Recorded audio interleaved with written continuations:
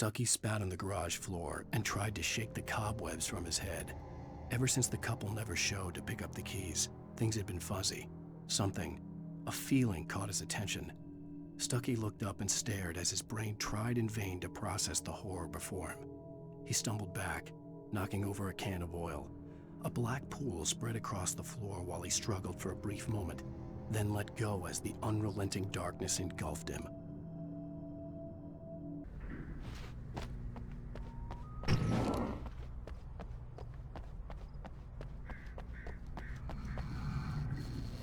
The Deer Fest had been 2 weeks away when we arrived. If the day count on the banner was right, I was missing a whole week between the night we got here and now. I had to get inside the gas station to find a phone to call for help.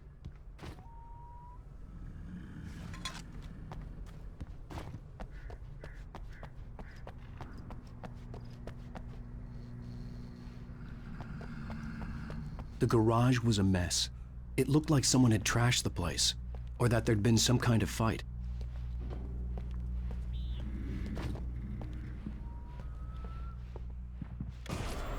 All right, I'll keep writing. Outside there's only darkness. Outside the cabin, outside the story, there's only darkness. I can feel her presence in the dark. Just now, I could smell her perfume in the room. I'll reach her, I'll fix it up. I'll bring her back. The story will come true. If I stop, she's lost. I don't believe this. It'd been me on the TV, talking crazy. Was I losing my mind?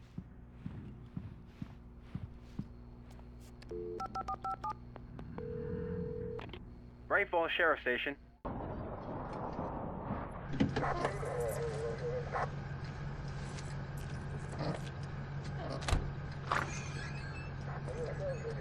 Oh, thank God, Sheriff. Sheriff Sarah Breaker. You are... I'm Alan Wake, but listen, I was in a car crash. My wife, Alice, she's missing. Calm down, Mr. Wake. We were staying in a cabin on the island, on Cauldron Lake. There's no island on Cauldron Lake, not since the big eruption in the 70s. Please, I can take you there, okay? You look like you've taken a pretty bad knock to the head. Are you okay? Listen. We'll figure this out. Please get in the car. We'll swing by the lake and then we'll go to the station, okay? Mr. Wake, have you seen Stucky, the guy who owns this place? I realized I couldn't tell her what had happened in the forest. She wouldn't have believed me, and then she wouldn't have helped me with Alice.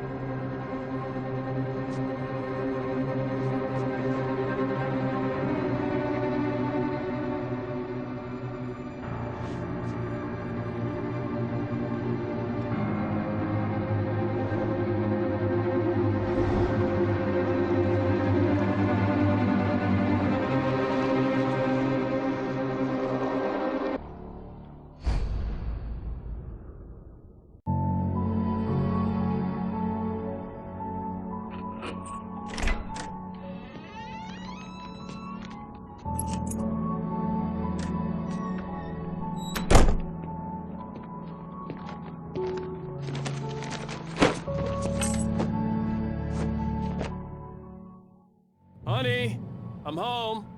Back here, sweetie. How was it? Worst weather I've ever seen. You should put some coffee on. It'll warm you up. Hey, handsome.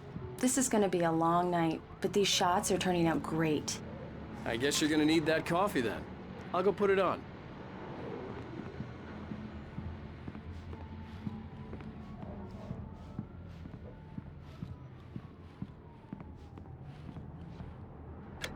Coffee's on. Great, thanks. I'll need it if I'm gonna finish this by tomorrow.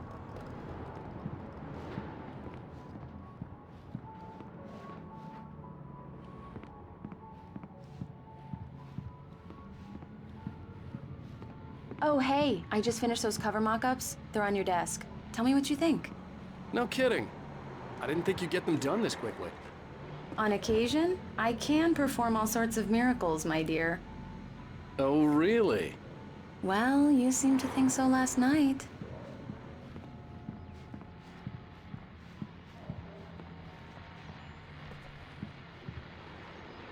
These look really good. Oh, sure, until Barry gets his hands on them. Which, by the way, will happen over my dead body. The last time was the last time.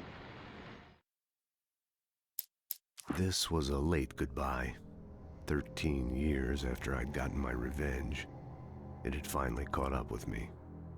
It had been a long time to bear the pain. My blood painted the snow red. A gruesome slushy dissolved all the scattered painkillers and leisurely dripped down to the sewer, mingling with the bile of the city, becoming one with it. I can see them now, my wife and my baby. Honey, I'm home. Oh, and speaking of Barry, he called. Alan! Alan, please check the fuse box. I'm right here. I'm on it, honey. Please hurry. Honey, it's a power outage. I've got the flashlight. Okay. Hi. You okay? I'm sorry. It just really spooked me. Don't worry. We'll just break out the candles. I know it's stupid, but it's just... especially when I'm not prepared for it, you know? It gets to me. I love you. Tell me a story, writer. Okay. I used to have these nightmares when I was a kid. The dark really spooked me, too. When it got really bad, my mom gave me this old light switch. She called it the clicker. The clicker, huh? Yeah.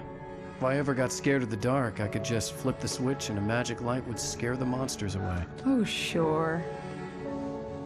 Here it is. Alan. Maybe it'll help you, too. Yeah, nice story, writer boy. You made that up right now, didn't you? No. Seriously. I love you, even if you are a liar.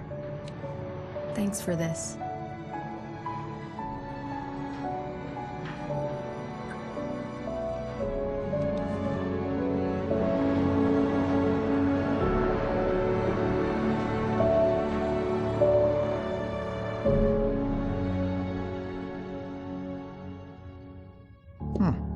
How do you feel, Mr. Wake?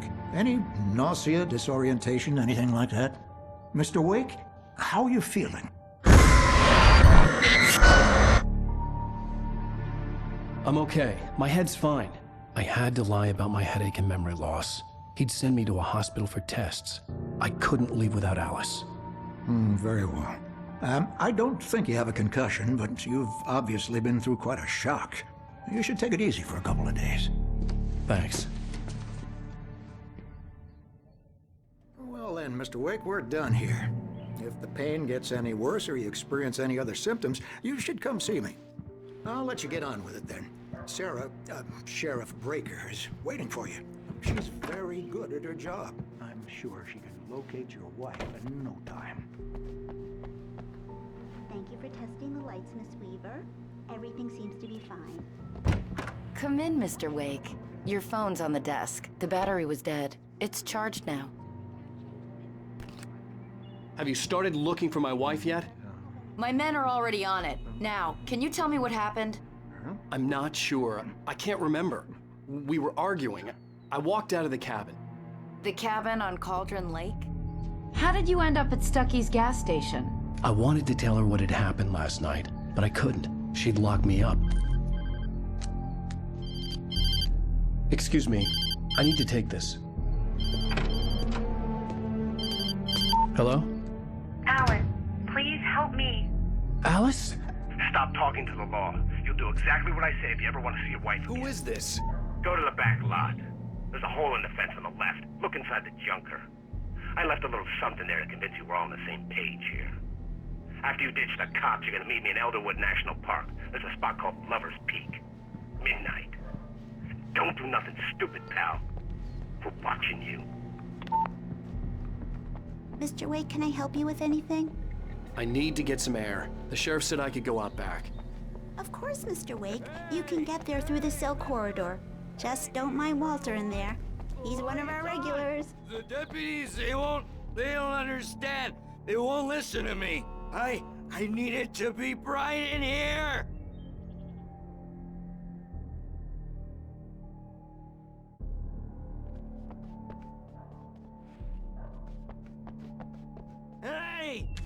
Hey, you! In spite of its human mask, to describe the dark presence as intelligent would have implied human qualities on something decidedly inhuman. Nonetheless, it found the one spot in the diner that was dark enough. Some light spilled into the corridor, ravaging it. But it took the pain. Horrible as it was, the writer would soon fix that. He would be coming to the one place where it still had power. Can you help me?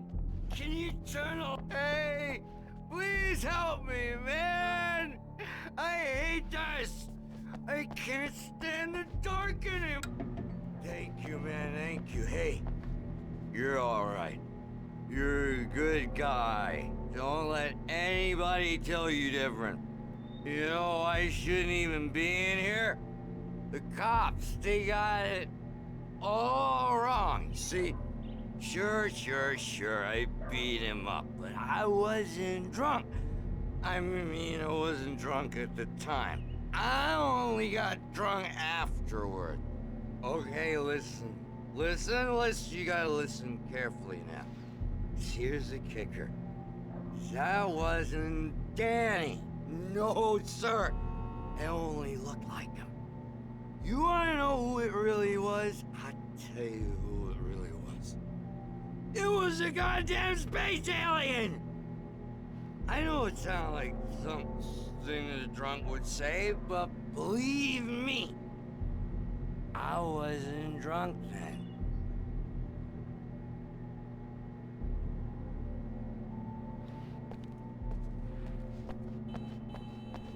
The early morning light hurt my eyes and made my head ache.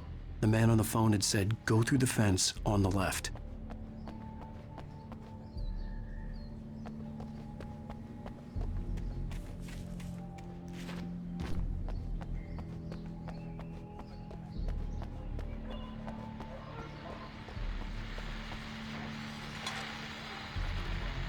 Well, folks, it's been another long night, and it's about time for me to sign off for a while. God knows I need my beauty sleep. Just one more item before I go. It's been a busy night for the sheriff's department. We've had a few broken windows, even a report of shots fired on Main Street. Deputies Mulligan and Thornton had to deal with two intoxicated young men who were celebrating the completion of their Deer Fest float. Now, folks, we get this every year. I know it's exciting, the big day's almost here, but let's save it for the party and leave the gunplay for the shooting competition, huh? There's no point in getting all worked up yet. The caller had told me to find a hole in the fence behind the police station. There was something for me in an abandoned car.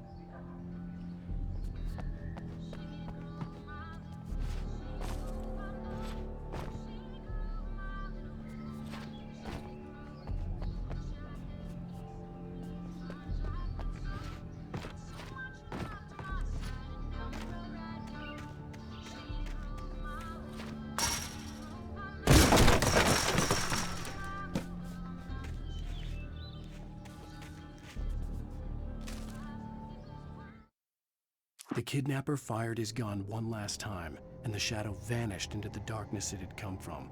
See? Nothing to it, Wake. The thought of Alice in his hands was revolting. We stood on the wooden platform of Lover's Peak, the waterfall on the mountain behind us, the lights of the radio mast blinking red in the heights above. I fought with the urge to take a swing, force myself to speak. Let's cut the act now. Where's my wife? Alice's driver's license had been placed on the front seat. The caller meant business.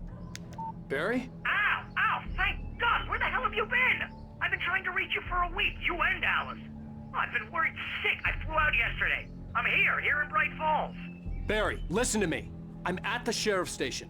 Come and get me. I can't talk now. Al, what the hell is going on? I had to get the sheriff to let me go. I needed to get to Elderwood National Park to meet Alice's kidnappers.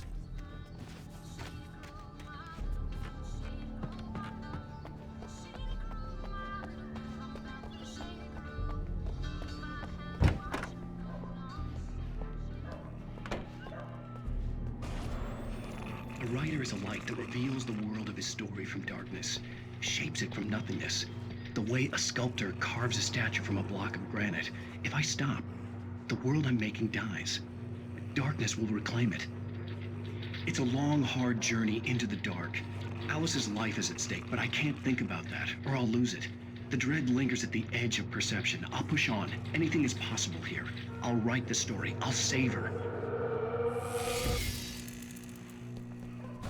Marvelous, Sarah. I just wanted to settle all the damage the Anderson brothers might have inadvertently caused on their recent and regrettable little outing. They are not accountable for their actions. Are you feeling any better, Mr. Wake? I'd like to leave. Am I free to go? Well, we still need to talk about... Am I under arrest? No, of course not. But I need to know where you'll be staying so I can get in touch with you. I'd avoid the motel. The Majestic is known for its roaches. The cabins at Elderwood are pretty nice, though. That sounds perfect. I'm Dr. Emil Hartman. I'd like to invite you to stay at Cauldron Lake Lodge. Did you talk to my wife? I had the pleasure of discussing your situation with her on several occasions. Did you set something up with her? I invited her here. My clinic is a place where... Oh! Hey! Oh, my! Take it easy. Hey, nobody move! Get your hands off of my client! Who are you? I'm Barry Wheeler, his agent. If you have business with Mr. Wake, you talk to me.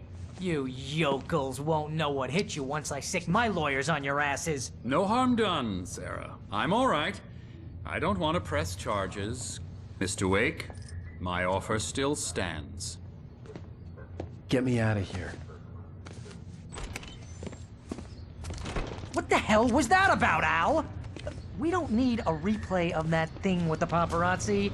I thought they were gonna lock you up. I had to talk to someone. I told Barry everything. He thought I was certifiable, but when he heard about the manuscript, I had him. The fact that I'd written something, even if I couldn't remember it, was enough for him. He smelled money. And he believed that Alice had been kidnapped. Anything beyond that was another story. I had a midnight appointment with the kidnapper in a place called Lover's Peak, somewhere in Elderwood National Park. The plan was to rent a cabin. I don't like it, Al. I don't like any of it. It's not good. In fact, it's the absolute opposite of good. Mr. Wake! Barry, you found him! Hi, Rose. Oh, wow. I was just thinking about you, too. Great. I was just bringing Rusty some coffee. He's on the balcony, looking after Max. Poor thing. I really need to go. Great to see you again, Mr. Wake. Later! Who's Max?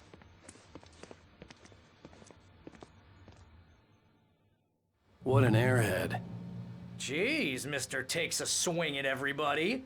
This is not her fault. She's a very nice girl and, more importantly, a fan.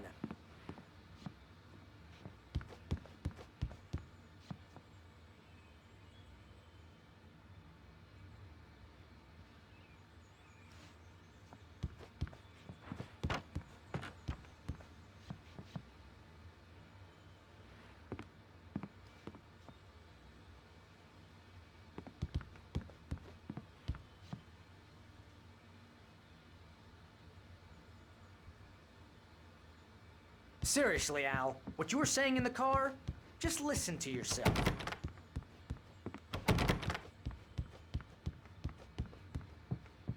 What, you shot a guy and his body just disappeared? When was the last time you slept? What, are you high? Have you been drinking?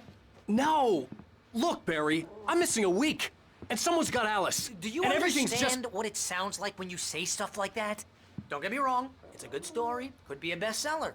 But when you start confusing fiction with reality, you're buying yourself a ticket to the funny farm. Wait here.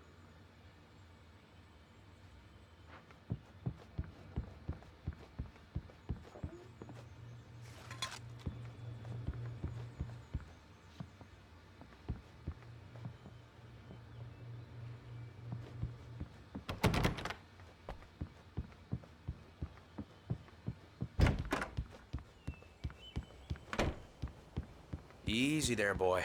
I'm almost done. Hey, Rusty, right? You rent cabins. Oh, Mr. Wake. I'd shake your hand, but mine are kind of full here. Actually, I'm sorry about this. Would you mind grabbing the registration form from the desk? It's just across from Bucktooth Charlie. Seriously, Al, you can't just go and meet a kidnapper. Those situations always end up in disaster. You gotta talk to the cops. She's my wife, and it's my call. Can we talk about this later? No. This whole thing. Listen, you hit your head.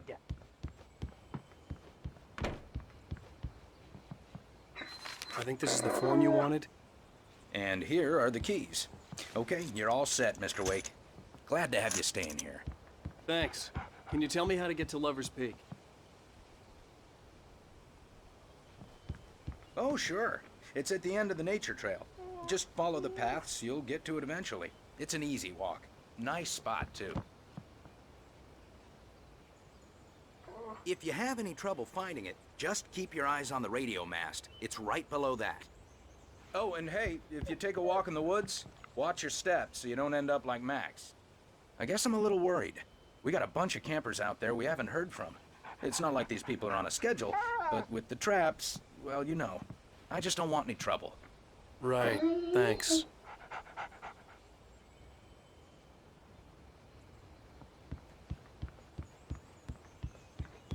If you're trying to pull a joke on me, freak me out, it's working. Ha ha, let's have a laugh on Barry. Well, you had me going there real funny, Al. You can quit it now.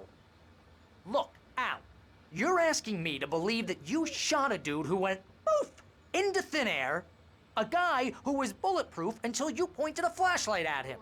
You hear that from people who end up spending time in padded rooms, strapped to their beds, wearing white shirts with too long tangled up sleeves, and eating a healthy diet of pills. Al, you make cruel jokes about people who believe that kind of stuff. You're the skeptic. You gave me an hour-long lecture on homeopathy last month. What was it? If there's no proof, it's pure bullshit. Period. Guess the laugh's on me then. Al, come on! I mean, okay. Okay, maybe something weird happened to you, okay? Well, thanks for the heartfelt vote of confidence. All I'm saying is you gotta throw...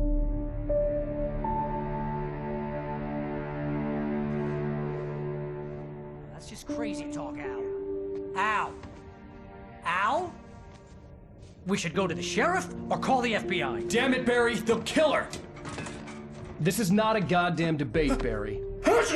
I'm going to Lover's Peak. He said to come alone. Okay then.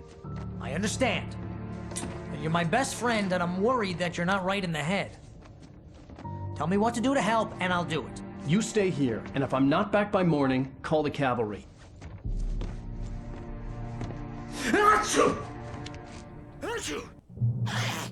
Just be careful with the natives, Al.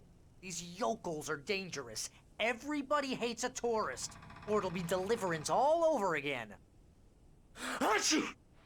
Bless you. Oh, this place is trying to kill me.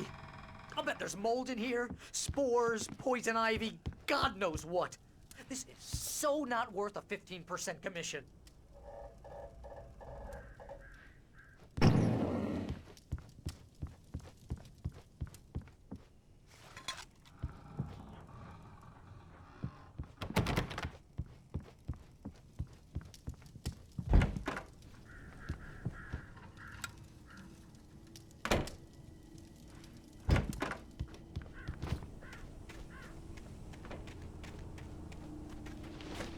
I'll wait here, Al. I'll hold down the fort. I'll be with you in spirit every step of the way, Al. Locking the door now.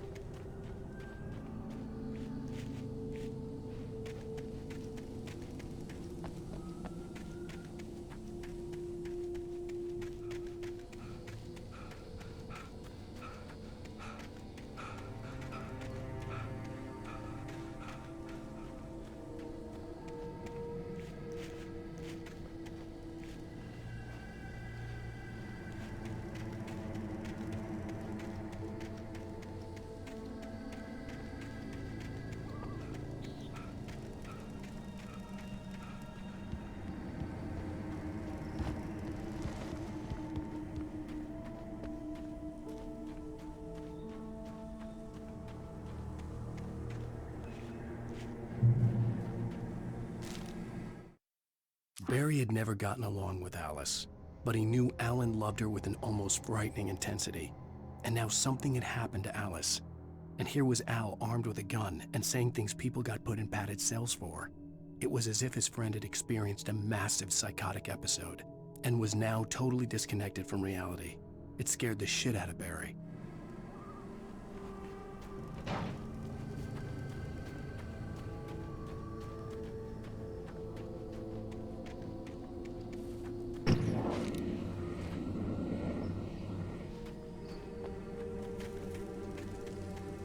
I knew I should have gone to the cops. This wasn't the smartest thing I'd ever done, but I was still angry with Barry for trying to talk me out of it. These people had called me right in the sheriff's station. The cops wouldn't scare them, and they had Alice.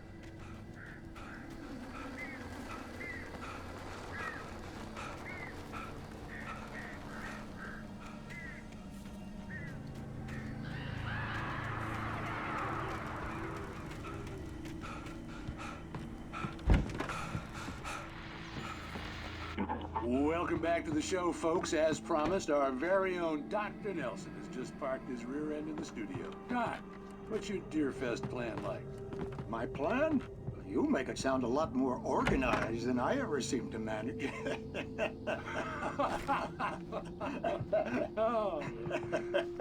No plan, really. Just taking the atmosphere. I'm getting a little too rickety to do much more than that, you know. Oh, tell me about it. No sack race for us older gentlemen, huh? Yes, exactly, Pat. But I'm gonna check out the parade, of course. And I'll be one of the pie contest judges, too. Well, that takes a different kind of constitution. Oh, yeah. It's my kind of exercise. Now, Doc, seriously, you're in pretty good shape, though. You're the outdoors type. I know for a fact you're an avid fisherman. That's right. Matter of fact, just caught a heck of a largemouth bass early this morning. But you're not taking part in the fishing contest? No, not this year. See, Pat, I'm just not that competitive anymore. Now I just like to take my time and enjoy the peace of it. It's no fun if I need to worry about what I'm catching, you know? Well, considering your track record, the participants are probably pretty happy you feel that way. Well, Pat, that's kind of you to say.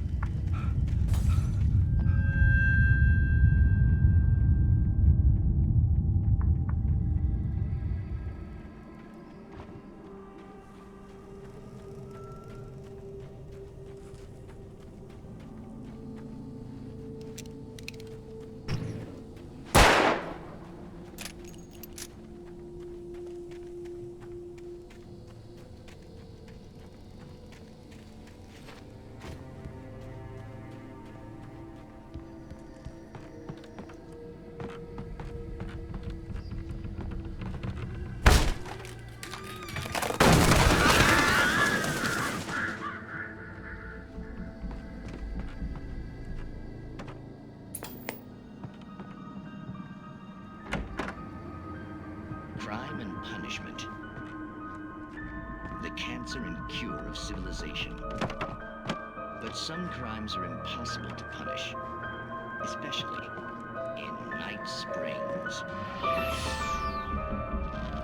Tonight's episode, The Man in the Mirror.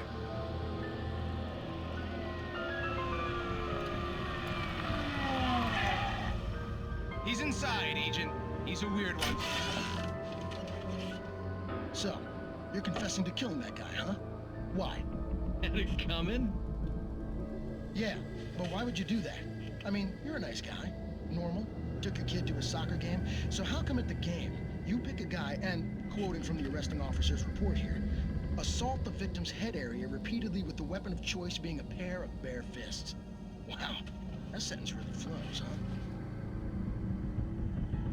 Maybe you're not the literary type. Okay, so you mess him up. But why? Who was that guy? We couldn't ID him. Why would a guy like you do him like that? I didn't like his face? Well, you must have hated it, because you really went to town there.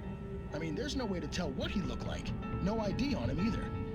That must be difficult. But then we ran the fingerprints. Got a match. Your prints. Identical.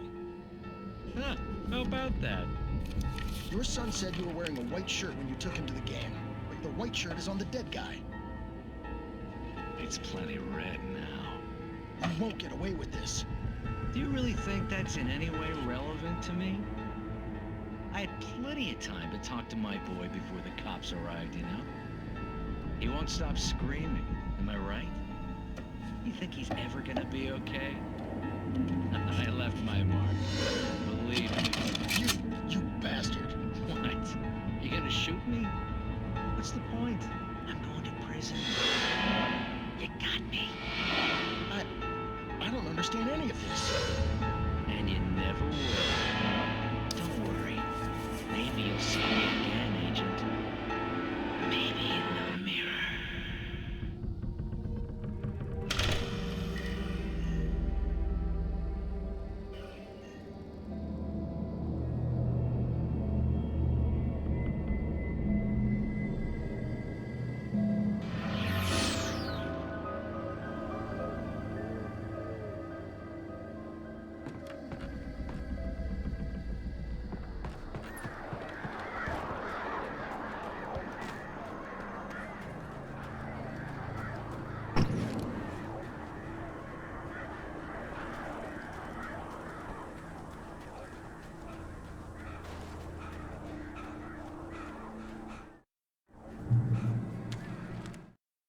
The air in the visitor center was heavy with an awful smell, as if some rotten drowned thing had crawled up from its grave. Rusty kept coughing blood. My eyes were drawn to the twisted shape of his broken leg. The attack had been vicious. Max whined in his cage. Rusty's eyes were wild with fear and terror. He gasped. "Mr. Wake, it happened just the way it was on that page."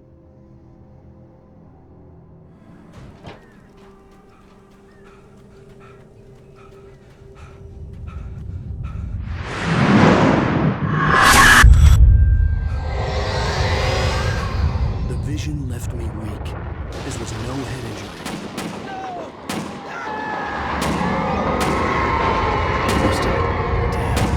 Rusty, hang on! Oh God! I'm coming! Please, help me! Anybody? Help me! Help me! Can you hear me? Anyone? Please, Hello? help! Back here. I'm back here. Mr. Wake? Oh, hell. It happened just the way it was on that page. I found. Came true. It knew. So dark. It'll come back for me. You must. The lights. In the office. I have the key. Okay, Rusty. Hang on.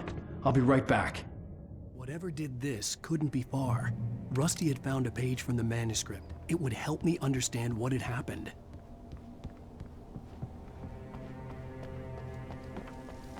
The only way to make sure that Rusty was safe was to get the power running and the lights back on.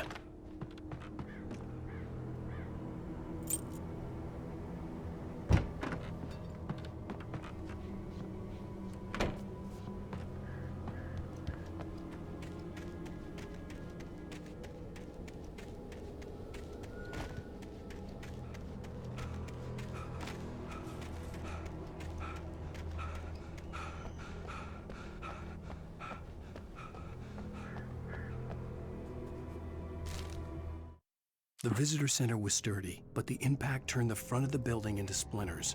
Rusty was thrown across the lobby like a rag doll and hit the far wall hard. It didn't hurt until he tried to move and saw his leg bend the wrong way, felt the broken ribs stabbing him on the inside. Rusty howled in pain and fear, suddenly afraid to die alone.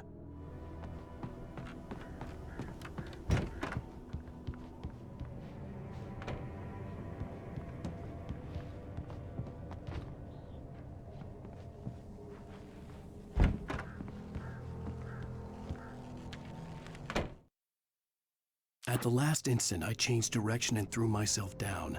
The axe splintered the trunk of a tree. I stumbled into the pool of bright light. My lungs burned. I was too exhausted to move. I tensed as I waited for the killing blow, but it never came. I raised my head. Nothing moved in the darkness beyond. For the moment, bathed in the cold light, I was safe.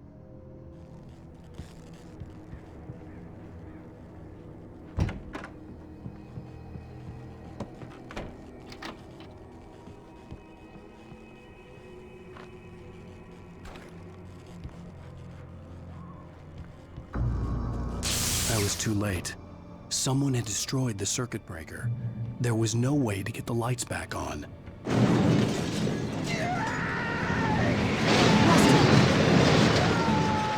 Rusty!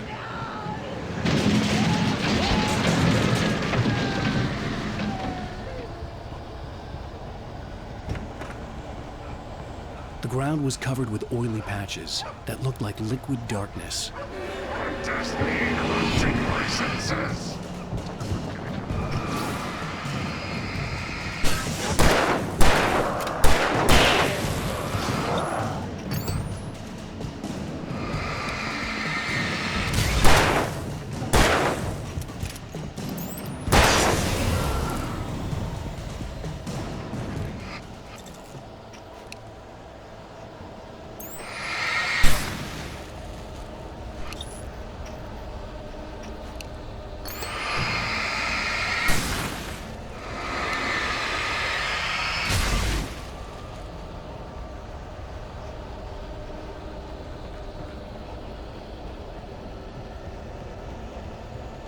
Something had torn a mammoth-sized hole in the wall. Please! Don't feed the animals!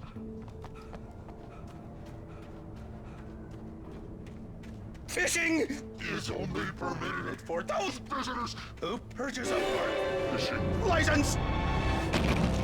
Obey the park ranger's instructions at all times. Rusty! Rusty, no!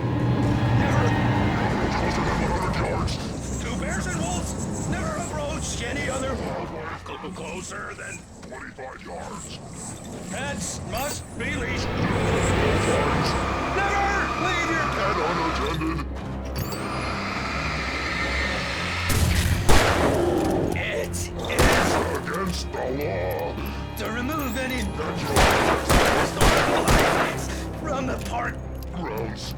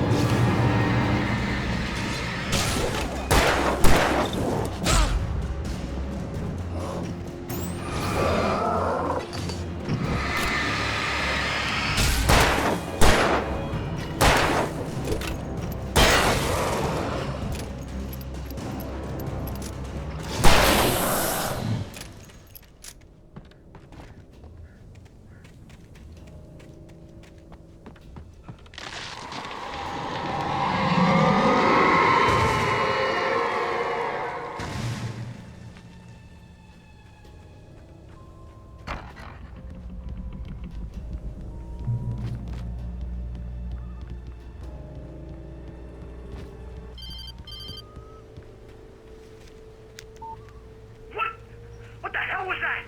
I saw it from the window. I saw something. Forget about it, Barry. It's just me going crazy. Oh, jeez. Oh, jeez. You're not crazy.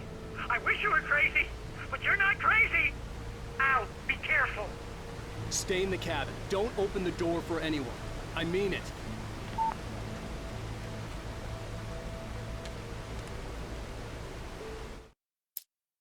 In that last instant of consciousness, Rusty thought about Rose. He was older than she was. Rose was barely out of her teens, but she made him feel young and forget what a train wreck his long-dead marriage had been. He still wore the ring. He'd been waiting for her to tell him to take it off. Now she never would.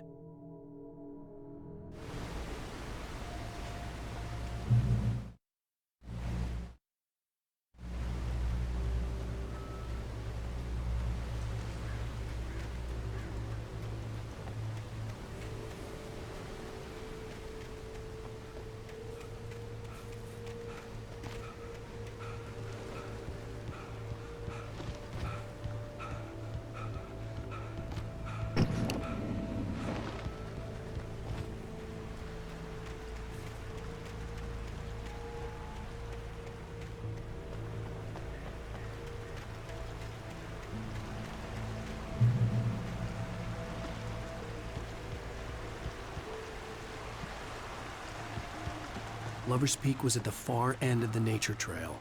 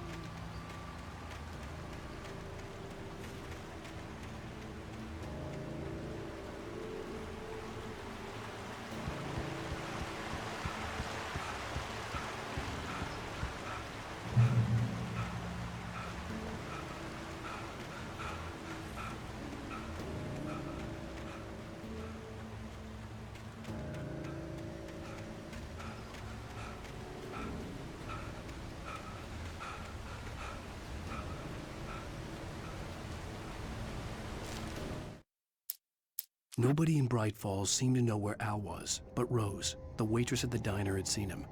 From what Barry could tell, Al pretty much fell off the face of the earth when he left the diner. Rose was just the kind of fan that Al hated, but she really tried to help. She was smart too, knew a lot about what was going on in the town, knew a lot about Al, even knew who Barry was. Barry liked her. That was no big surprise.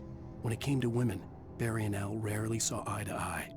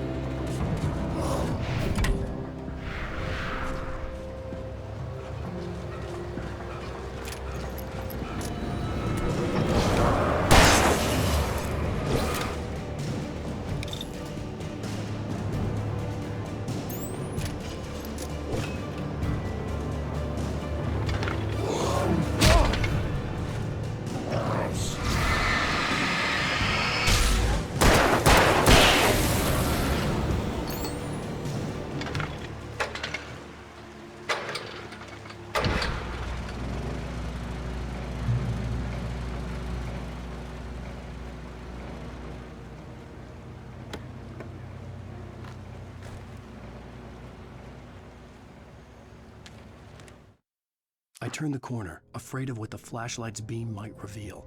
Suddenly, a roughly painted symbol of a torch glowed in the light. Behind it, hidden by a rock, sat a battered metal trunk. It was here for a reason, packed with supplies, batteries, flares, ammo, things you need to make it through the darkness of the night. Something left behind by someone who knew what I knew, and more.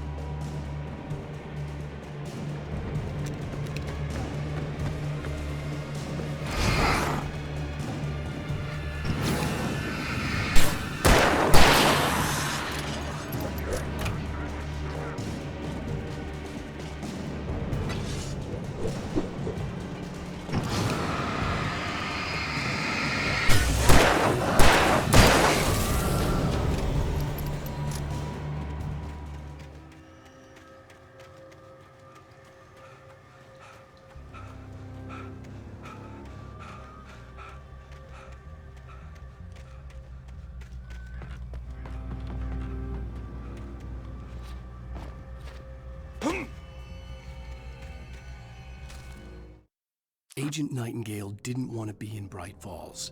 These little communities revolted him, and he didn't like the trees or the coffee. He now knew that impossible horrors lurked behind the storefronts and smiles. He desperately wanted to turn the car around and just drive until he passed out or ran out of road and booze. But he had a job to do. He had a rider to catch, at any cost.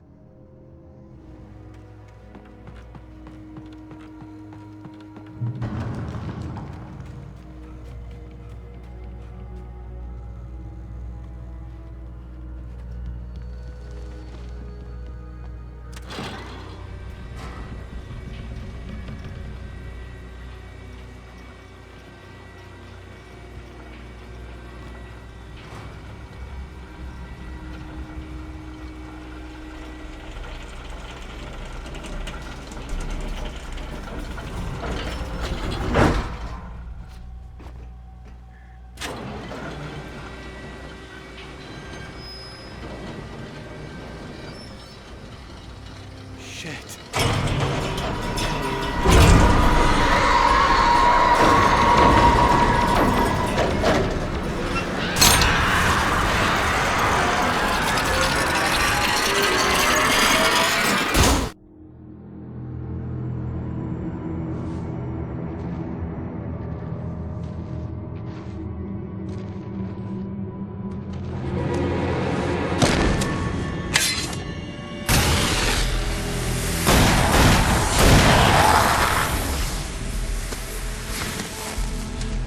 We gotta get moving. More of them coming.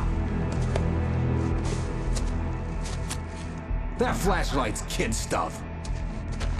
The flares will keep the bastards away.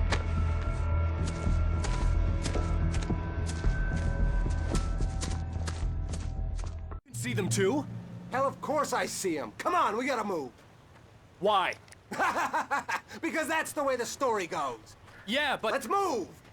I lost my gun back there. Oh, I've got a gun. Just keep that light steady on him. It took a moment, but then I recognized him. He'd been on the ferry when I first arrived here with Alice. He knew my name. We were headed in the direction of Lover's Peak. There was no way this was a coincidence. He was the kidnapper.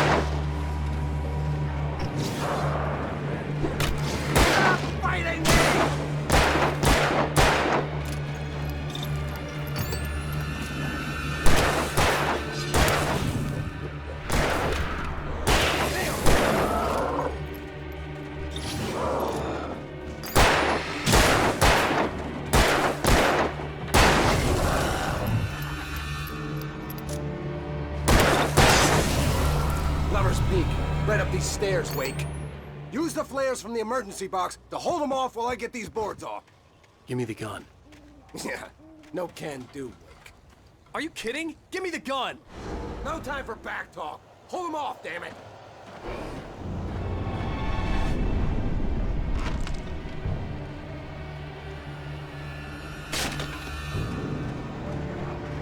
Just a little longer. Scare them off.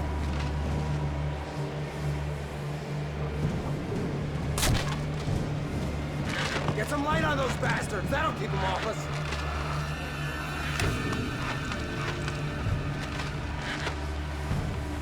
Just a little longer. I almost got it. Okay, it's open. Move it or lose it.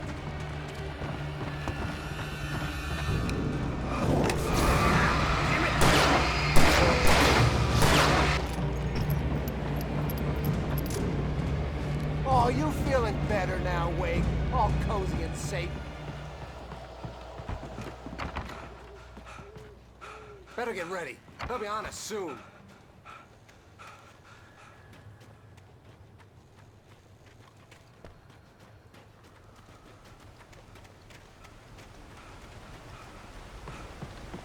This is it, Wake. Our last stand. There's more flares here. Get ready. We fight them as long as they keep coming. Give me the goddamn gun! They're coming! That's not how this goes. Get with the program, Wake.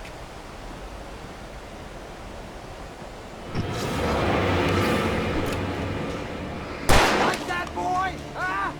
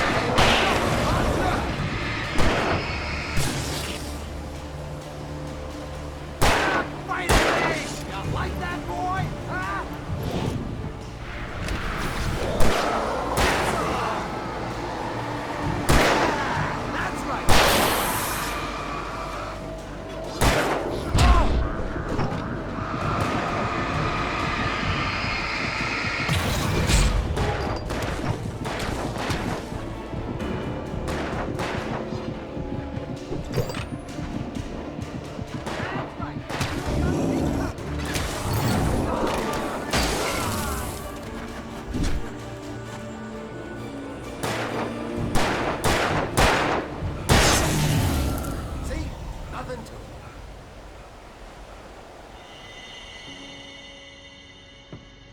Let's cut the act now. Where's my wife? I knew you were gonna say that. I read it all before. You're a hell of a writer. Congratulations. You're gonna bring about something glorious and terrible once we get you some proper editorial control. What the hell are you talking about?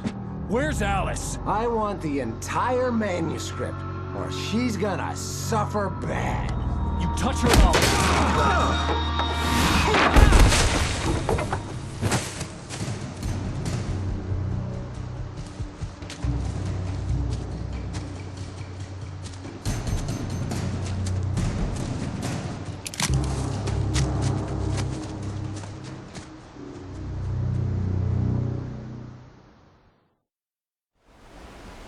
You're gonna give me the manuscript or you'll be sorry!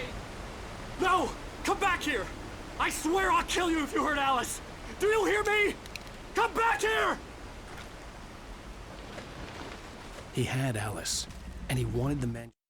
On more than one occasion, Alice had tried to explain to me how it felt to be afraid of the dark. To her, darkness wasn't simply the absence of light, but something more tangible than that. It was something you could touch and feel. Worse than that, it was something with a mind of its own, something malicious and malign. For her, things changed when they were wrapped in darkness. They turned into something else, something foreign, and nothing was safe or innocent anymore. I'd never really understood what she meant, until now. Because he thought it held some magical power, but I had no manuscript to give him. I had to get back to Barry and figure out my next move.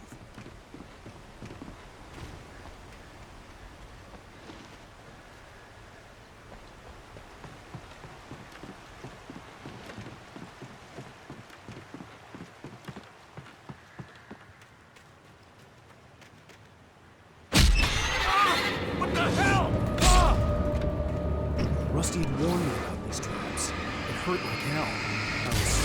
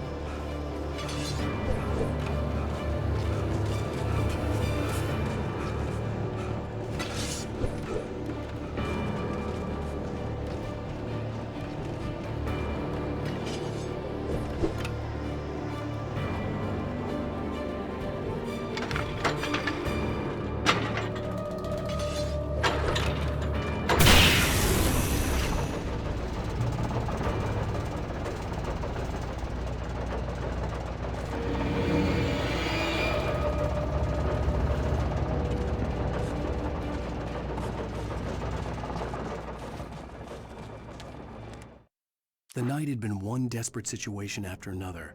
I was exhausted, and my body felt as though it had been chewed up and spat out. The flashlight was heavy in my hand, and each pull of the trigger sent a painful shock up my arm. But I was finally out of the woods, and things were looking up. That's when I heard the chainsaw.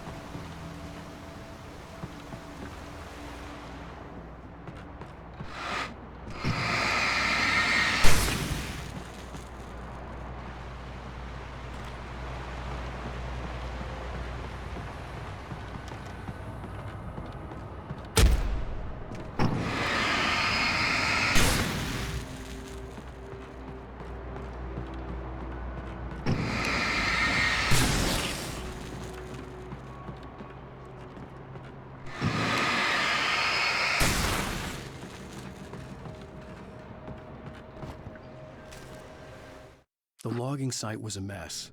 The modular office had been pushed off the cliff. Deputy Thornton climbed up from the wreckage excited, breathing hard from the exertion. Nobody there. It's weird. Don't you think that's weird? Bored, Mulligan let out a mighty snort. Hell, it's always weird, Thornton. Just a question of sorting out what kind of weird it is this time around.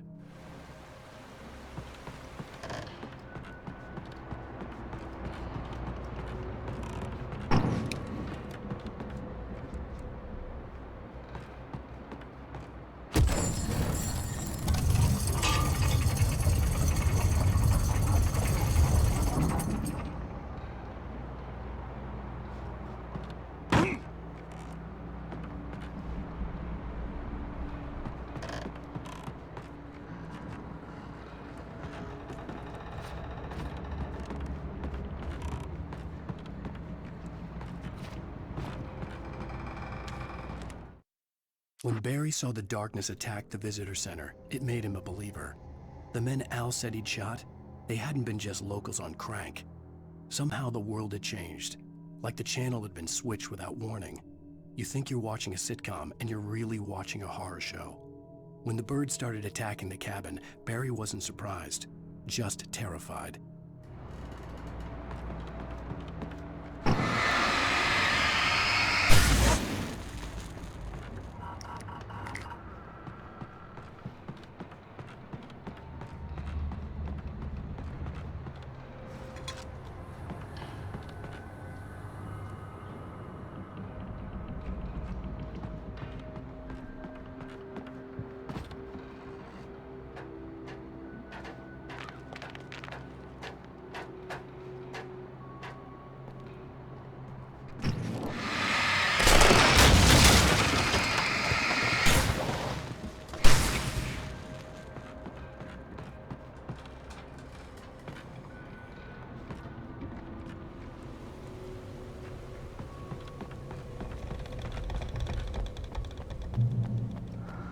Beware of Widowmakers!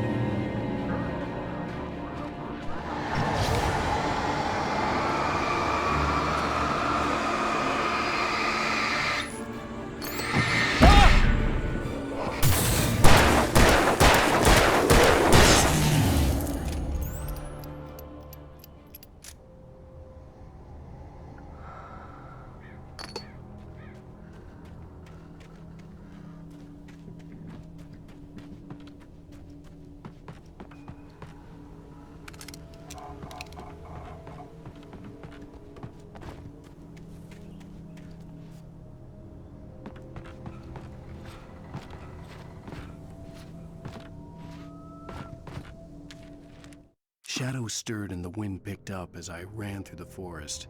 I felt the dark presence turning its gaze toward me.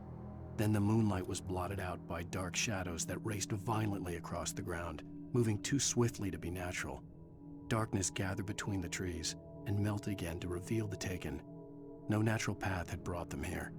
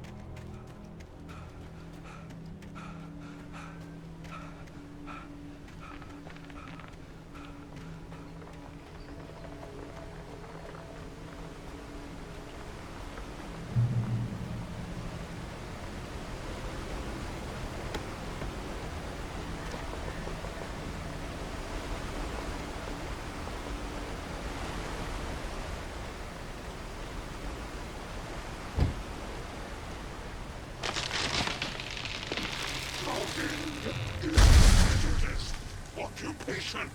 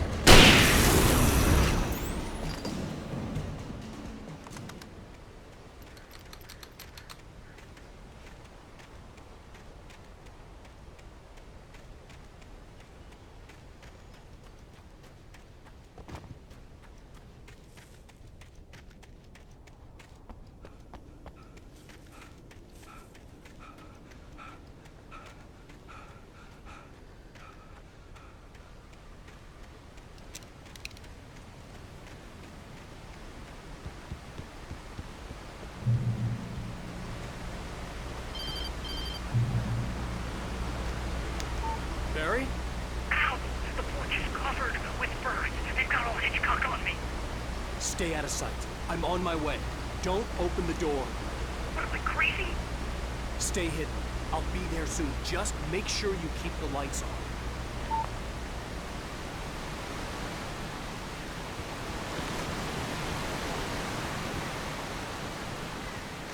I still had to reach Barry at the cabin, but at least I was out of the woods.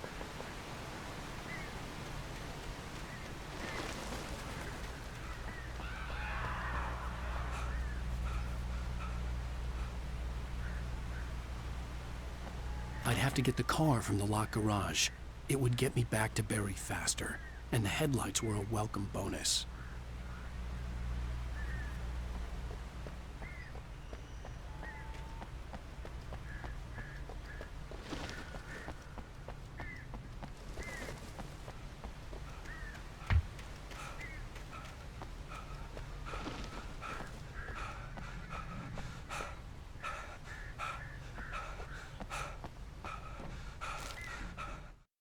The FBI agent's command froze me in place. I considered surrender. It was all falling apart anyway. I could give in, let someone else deal with it, but it felt all wrong. Call it instinct, his posture, the way he held the gun. He was no friend. Shots ringing in my ears, I leaped for the hole in the fence and stumbled into the darkness beyond.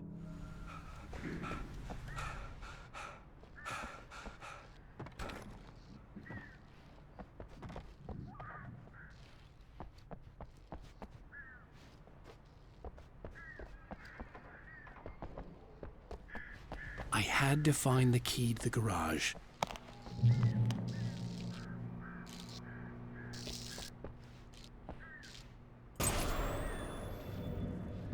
A story is not a machine that does what you tell it. A story is a beast with a life of its own.